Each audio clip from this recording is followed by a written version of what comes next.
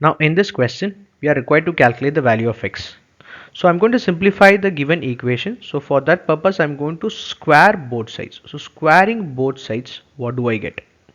So squaring the left hand side, it will be in the form of a minus b the whole square, which will give me a square plus b square, which is x minus 6 root 2, minus of 2 times of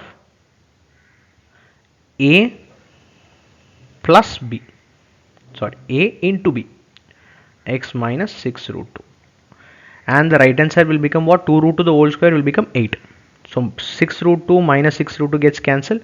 So this left hand side will be 2x minus 2 times of, and your left hand side is a plus b into a minus b form. So it is going to be what? It is going to give me an x square minus 72 to be equal to 8. Now I can take a 2 common outside and cancel out the 8 which is at the right hand side. So that will be x minus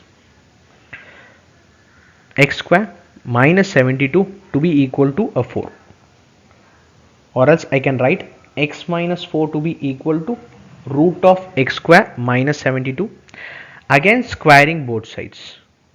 So ideally I have to calculate the value of x. So squaring both the sides, what do I get?